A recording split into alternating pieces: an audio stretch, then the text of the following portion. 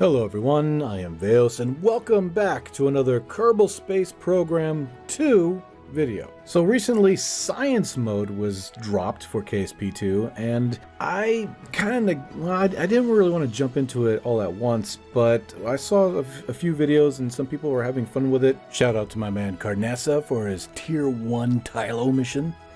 Fucking insane. Apparently they fixed a bunch of stuff and made it a lot better for frame rates. Well, in some instances, not every instance anyway.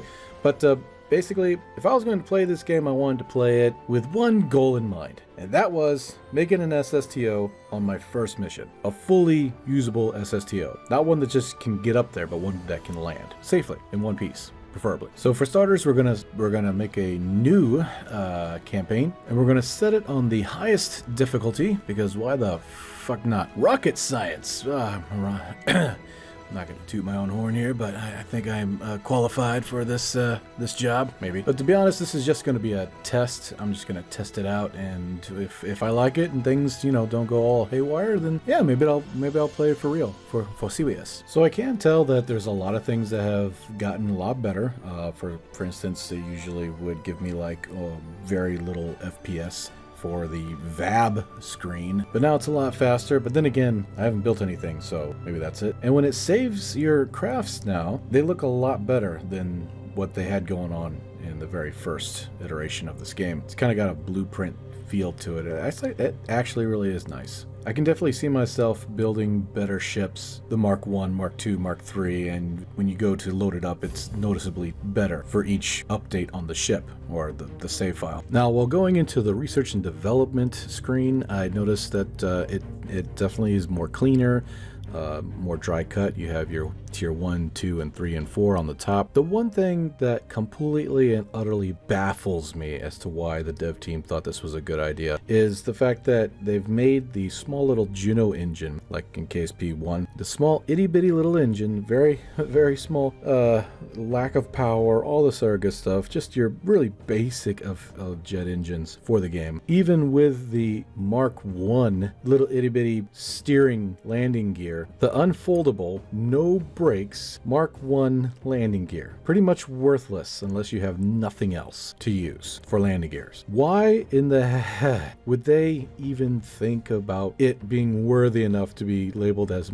as a tier 2? I mean, you have to unlock the Mark II cockpit before you unlock this small little Juno engine and piece of crap landing gear. You would have to unlock the Panther jet engine before you even unlock this little itty bitty pathetic little engine. I mean, how are you going to unlock a very powerful modern day jet engine with afterburner technology first before unlocking something that's pretty much garbage in comparison? I don't know what they were thinking. I'm pretty sure they're going to have a mod to fix that unless the dev actually, realize that it's kind of dumb and they fix it themselves. Please, devs, fix this. It's a little weird, beyond weird. But anyway, but for the most part, that criticizing aside, it's actually really clean, really nice. I like it. I like I like where they're going with this. Now, to build an SSTO in Tier 1 Science Mode in KSP, they actually give you everything you need. They give you parachutes, they give you a capsule, they give you fuel tanks, 2 different kinds, 1 engine, rocket engine, and of course, some very basic fins. The fins are not steerable, but you can use the adjustable fin builder thingamajig. What the fuck is it called? Thankfully, now they have a Delta V readout, so when you build your craft, you know exactly how much Delta V you have in that craft. The only thing that I wish they would have added is a wet and dry mass calculator. I mean, you can see the center of mass when the craft is full of fuel, but there's no easy way of looking at the mass when the craft doesn't have any fuel in it. As we all know, mass changes when you run out of fuel, and so knowing this dynamic would help you better balance and place things like center of lift and thrust. I was kind of hoping they would add that into the game, being as it's,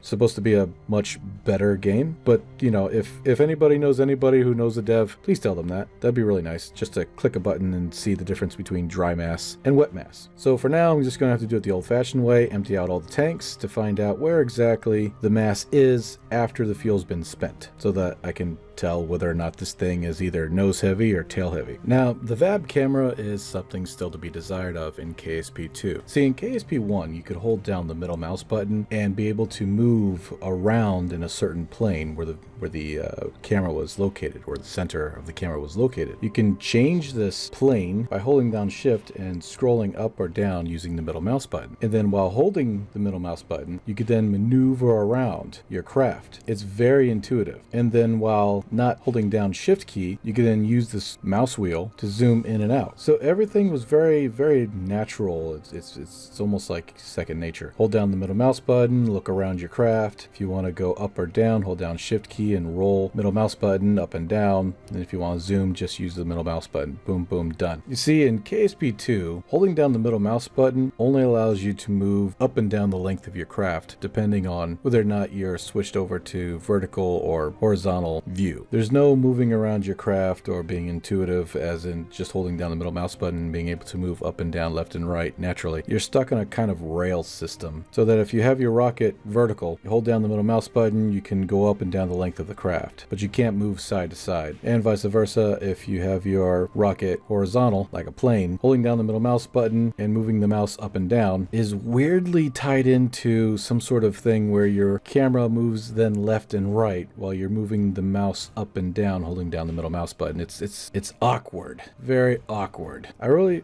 wish they would bring the mechanics of KSP1 back into for the camera back into KSP2. It was so much easier to be able to move around and look at what you wanted to look at and zoom in and zoom out. So devs, if you're listening, if anybody's listening to any dev, please at least give players the option to switch between classic and whatever the hell this is. But so if that is the only criticisms I have for this game at this point, that's not bad. That's really good. That's teetering on a very good game. I'm not gonna say very good because there's still some bugs that I ran into while I was making this video. One of them I wasn't able to capture on video, but the rocket kept glitching in and out of my camera view when I was in orbit, which is really weird. Another bug is not being able to save no matter what you do. It never saved anything craft wise. And of course there are some bugs with the re-entry effects. And for some reason the middle mouse button is, I don't know why, but it's tied into whatever command there is for the cutting of the parachutes. We'll get to that later. Yeah, I found out the hard way. But for the most part, it is a phenomenal game. It is getting a lot better than what it was when it first came out. A hell of a lot better. So enough of that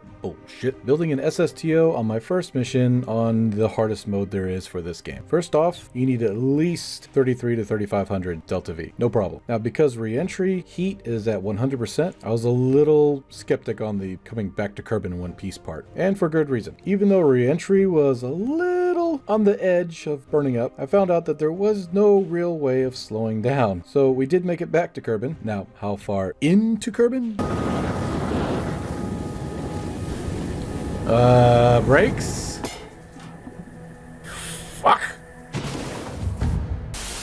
So second launch, I added some fins. I figured the fins going in ass first into Kerbin might catch the air and bring the ass end up a little bit, maybe sparing us a really bad landing. However, I kind of messed up on the apogee and perigee, which by the way, the nav ball is actually really nice. I kind of wish it had more to it, like a suicide countdown, which would be really nice, and an easy to read always there TWR. That's neither here nor there, I guess. But unfortunately, I kind of went way past the apogee mark and decided to abort. While I aborted, I wanted to test out my theory, so I turned the craft around and went ass first back into Kerbin. Now, the rocket wasn't traveling as fast, but it was pretty heavy, so there was some re-entry effects, but it did what I thought it was going to do. The back fins caught the wind and brought the tail up a little bit, making it nice and gentle and easy to land. Parachutes? Parachutes? Hello? Hello?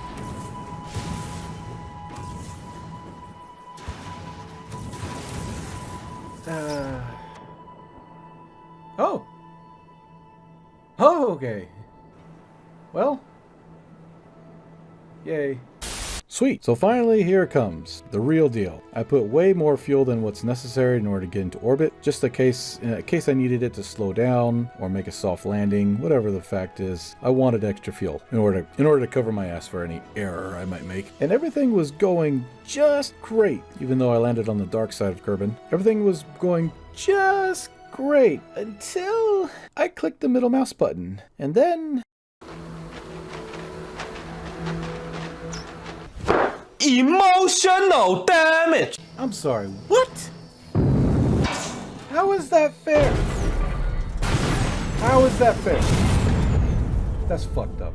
Yeah, so the middle mouse button means cut parachute. I don't know what mechanic, I don't know what thought process, I don't know why that's even a thing. Can I go into settings and change that? I don't know if I can or not. Please tell me in the comments. Because that is really dangerous. Especially when, you know, you're clicking along and stuff like that. If your finger accidentally hits the middle mouse button and your parachutes are deployed, it could really go bad for everything. Yeah, so hopefully that can be fixed, whether in settings or if it's not in settings in future variations of the game. So I went back and tried it out one more time, being very careful as to not click the middle mouse button at all, because in KSP1, clicking the middle mouse button and dragging it while you're in flight actually allows you to look left or right with the camera. Again, a feature I really wish they would put into KSP2 instead of middle mouse button, cut parachute, everyone dies. But alas, we made it through. Parachute deployed, everything was successful. The tail fins worked like they're supposed to. Again, granted, we landed again at night. And on top of that, we landed in mountainous terrain. I was afraid that we were going to blow up, but interestingly enough, when the craft tipped over, it just made a loud bang. But everything was okay. It was fine. Kerbal couldn't get out, of course, because it landed upside down. But still, everybody was alive. Mission success. So yeah, I think I'm going to go ahead and actually play serious. Go back into settings, start something new, and do science with KSP2. I did not mean for that to rhyme. So for everybody who has made it to the end of this video, thank you so much for watching. I know I've been absent for a very long time. I've got an overwhelming amount on my plate right now that I'm dealing with. So don't worry, I'll still be cranking out content. Love all of you for sticking with me and for your support. Hopefully a new year, new things for the better. Happy New Year to everyone, and be safe out there. Again, thank you so much for watching. I am Veos, signing off, and have a good night.